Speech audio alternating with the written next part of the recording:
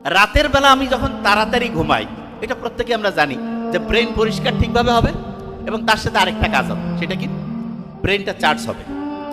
Brain ঠিকভাবে পরিষ্কার হইলো, ব্রেনটা চার্জ হইলো। সকালে ঘুম থেকে উঠলাম, উঠে আগে পানি খেয়ে ফেললাম, পানিতে একটু লবণ দিয়ে খাবো, একটু কুসুম কুসুম গরম পানিতে, পারলে ওই যে পিঙ্ক সল্ট আছে না, পাহাড়িয়া লবণ, ওই লবণটা একটু দিব, দিয়ে তারপর আমরা এটা খেয়ে নিব।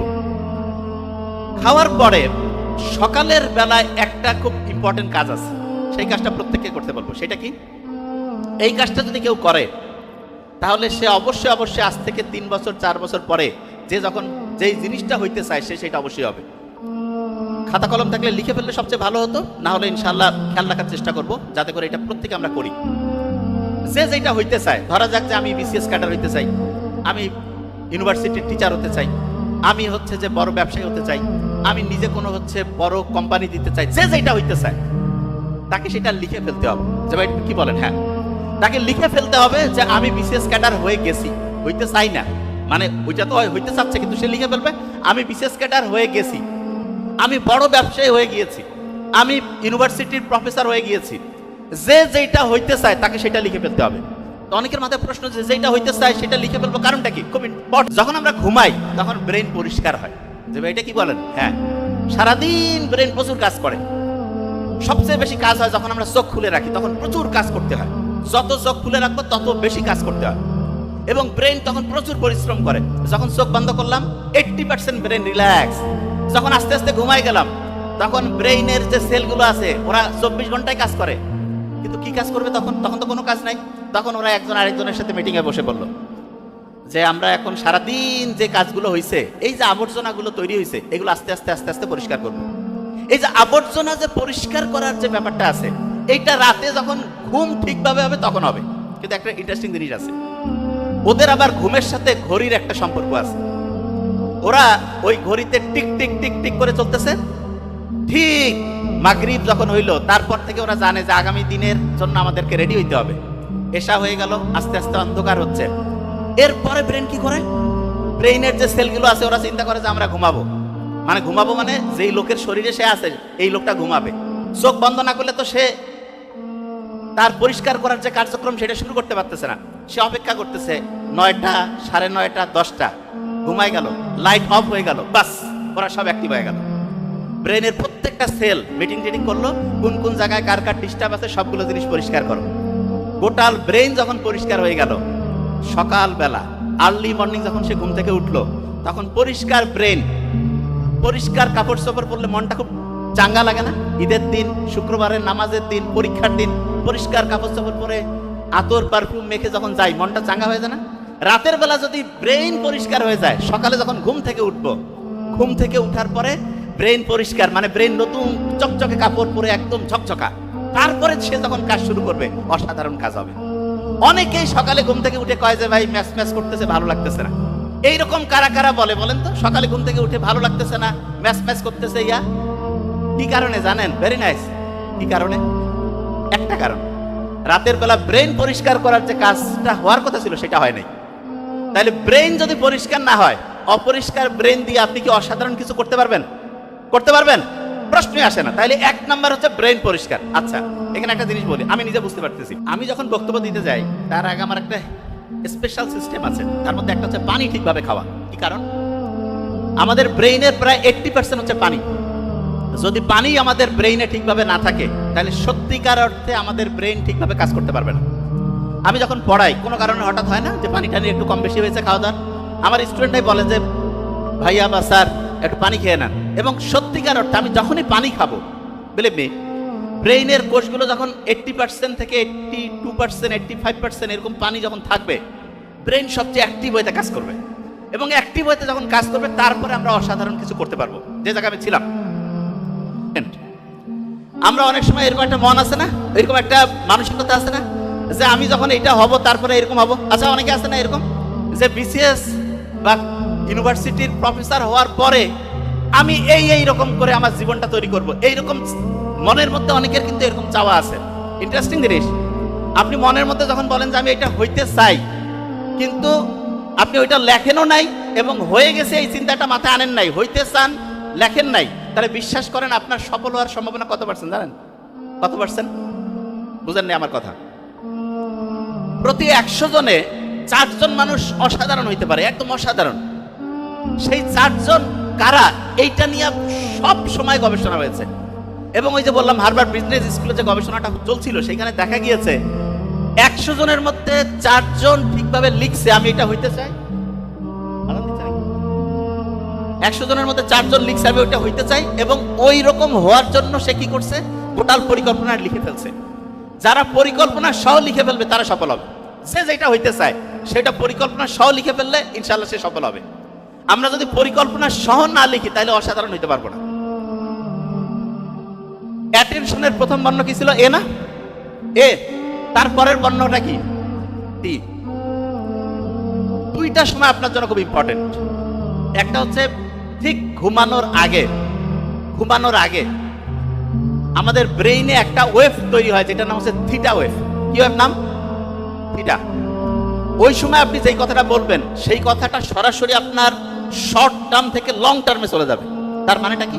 তার মানে সহজ করে বলতে পারে ওইটা আপনার হচ্ছে যে বিশ্বাসের যে অংশ সেইখানে চলে যাবে। এই জন্য রাতে ঘুমানোর আগে আমাদের ছোটবেলায় আমাদের মা, দাদি, নানিরা গল্প শোনাইতো না, যে বাবা তুমি বড় হবা, তুমি অসাধারণ কিছু করবা, তোমার দ্বারা এইরকম হবে। এই গল্পটার একটা অসাধারণ গুরুত্ব আছে। আপনি ছোট্টবেলা থেকে যে গল্পগুলো আমরা শুনছি, আমরা মনে করছি রাতে ঘুমানোর আগে এরকম গল্পের গুরুত্ব কি? অসাধারণ গুরুত্ব আছে। ওই গল্পটা আস্তে আস্তে আস্তে আস্তে তার একদম বিশ্বাসের মধ্যে চলে যায়। বিশ্বাস কত ইম্পর্টেন্ট জিনিস আপনি শুনলে অবাক হয়ে যাবেন। সেক্রেটারি অফ ইউএস, তার মানে আমেরিকার যে সচিবালয় আছে, সেখানে মিটিং করতেছে। মিটিংটা এরকম যে এখন যেরকম টেকনোলজি উন্নতির দিকে যাচ্ছে, মানুষজন আগামীতে কিভাবে কি করবে, তখন তারা 3টা জিনিসের উপরে সবচেয়ে বেশি গুরুত্ব দিয়েছে। নাম্বার 1 যে জিনিসটা তারা বলছে সবচেয়ে গুরুত্বপূর্ণ, সেটা হচ্ছে প্রবলেম সলভিং ক্যাপাসিটি। যে কোনো একটা সমস্যা দেখলে সেটা সলভ করার ক্যাপাসিটি কার কত ভালো, সে তত উন্নতির দিকে যাবে। নাম্বার 1। আচ্ছা, এখানে যারা যারা আছে, কেউ কি ফরমালিনের জুস খাবে? ফরমালিনের কেউ খাবে না। তাই আজ থেকে প্রায় বলা যেতে পারে 1997, তার মানে 1997 সালের আগ পর্যন্ত আমেরিকায় কিন্তু ফরমালিন কোনো খারাপ জিনিস হিসেবে ছিল না। বলতো যে ফরমালিন এটা খাদ্যদ্রব্যে ব্যবহার করা যাবে, সমস্যা নেই।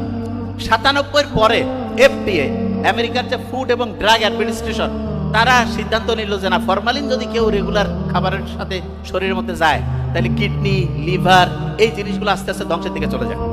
তার মানে ফরমালিনের মতো একটা খারাপ জিনিস আমেরিকার মতো জায়গায় মাত্র 1997 সালের আগ পর্যন্ত ওরা জানতোই না এত খারাপ। তাই এখন মানুষের জন্য বিজ্ঞানের অনেকগুলো ব্যবহার আছে যেগুলো আমরা ব্যবহার করি, কিন্তু মনে করি যে না, এটার খারাপ কি, কতটা খারাপ এটা নিয়ে তো প্রমাণ হয়নি। প্রমাণ হইতে একটা জিনিস কিন্তু টাইম লাগে, এবং আল্লাহ যে মানুষকে বানিয়েছেন উনি জানেন যে কোনটা মানুষের জন্য খারাপ হবে, কোনটা ভালো হবে। আজ থেকে 5, 7, 10 বছর আগেও যে কেউ জানতো রাতে বেশিক্ষণ পর্যন্ত পড়লে অসাধারণ স্টুডেন্ট হইতে পারবেন না। এখন আমরা জানি কি, রাতে তাড়াতাড়ি আপনি ঘুমাবেন, তাড়াতাড়ি ঘুম থেকে উঠবেন, আপনি অসাধারণ স্টুডেন্ট হবেন।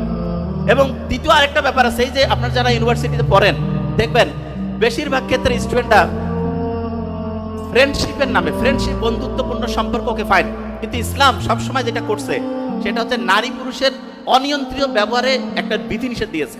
কেন? কারণ নারী পুরুষের যে আকর্ষণটা, এটা থেকে একটা শয়তানের প্রভাবে খারাপ কিছু হইতে পারে। অনেক ভালো ভালো স্টুডেন্ট যে অসাধারণ কিছু করতে পারে নাই, এইটার একটা বড় কারণ হচ্ছে ধর্মীয় বিধান থেকে সে দূরে চলে গেছে।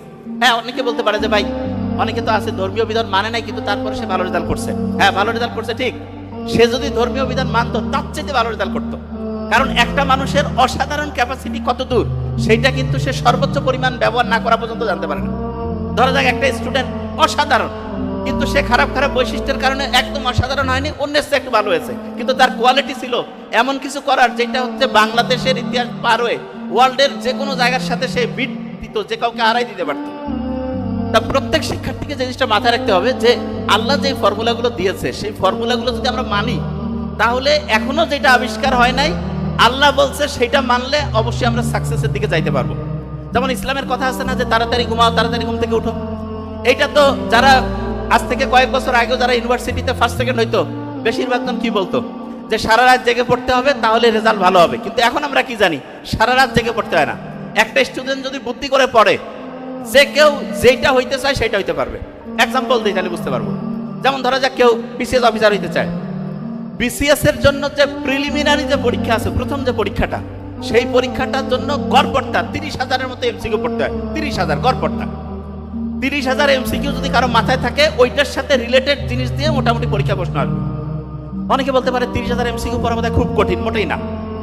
আপনারা যখন অনার্সে প্রথম ভর্তি হয়েছেন, প্রত্যেক দিন 3 বেলা খান, গড়পড়তা। খাওয়ার আগে জাস্ট 5টা এমসিকিউ যদি পড়েন, 3 5 15টা এমসিকিউ। এক মাসে 450 এমসিকিউ। এক বছরে 12 দিয়ে যদি আপনি গুণ করেন, প্রায় 5 থেকে 6,000 এমসিকিউ। আপনি যদি এরকম করে অনার্স কমপ্লিট করতে করতে 4 বছরের মতো টাইম দেয়, তাহলে আপনার প্রায় 24 থেকে 25,000 এমসিকিউ পড়া হবে। জাস্ট 5টা এমসিকিউ। 5টা এমসিকিউ পড়তে গেলে 2 মিনিট টাইম লাগে। কিন্তু স্টুডেন্টরা পড়ে না কেন? কয় যে হ্যাঁ 5টা এমসিকিউ পরে কি হবে? হ্যাঁ 5টা এমসিকিউ পরে কিছু হবে না। কিন্তু আপনি যে 5টা এমসিকিউ আজকে সকালবেলা খাওয়ার সময় পড়ছেন, দুপুরে 5টা পড়ছেন, রাতে 5টা পড়ছেন, এইরকম করে এক সপ্তাহ পড়লেন, 105টা হয়ে গেল। 15 দিন পড়লেন, 210টা হইলো। এরকম করে 1 মাস পড়লেন, 450 হইলো। এরকম করে 1 বছর পড়লেন, 5 থেকে 6,000 হইলো। এরকম করে 4 বছর পড়লেন, 22 থেকে 25,000 হয়ে গেল। অথচ স্টুডেন্টরা দেখবেন যখন গ্রাজুয়েশন কমপ্লিট হয়েছে, সে জানে সে পরীক্ষা দিবে বিসিএস এর জন্য, বলতেছে আমার কোনো প্রিপারেশন নেই। এই যে বিসিএস আমি দিব, তাইলে আমার প্রিপারেশনটা আমি যখন যেই দিন থেকে ইউনিভার্সিটিতে ভর্তি হয়েছি, সেই দিন থেকে আমি যদি চাই প্রত্যেক দিন সকালে 2 থেকে 5 মিনিট, দুপুরে 2 থেকে 5 মিনিট, রাতে 2 থেকে 5 মিনিট দেওয়া কি কোনো কঠিন কাজ? বুঝি নাই, আমার কথা বুঝতে পারিনি। যে কোনো একটা স্টুডেন্ট যদি খাওয়ার সময় 2 থেকে 5 মিনিট দেয়, 5টা করে এমসিকিউ তার আয়ত্তে চলে আসবে। এবং এইরকম করে একদিনে সে 15টা জাস্ট এমসিকিউ, 1 মাসে 450। এইরকম করে যদি সে 1 বছর পরে প্রায় 5 থেকে 6,000, 4 বছরে প্রায় 22 থেকে 25,000 এমসিকিউ পড়ে ফেলতে পারে। তার মানে জাস্ট খাওয়ার সময় এই টাইমটা যদি সে প্রত্যেকদিন একটু একটু করে কাজে লাগায়, দেখা যাবে গোটা প্রিলিমিনারির যে তার সিলেবাস 80 থেকে 85% তার আয়ত্তে চলে আসছে।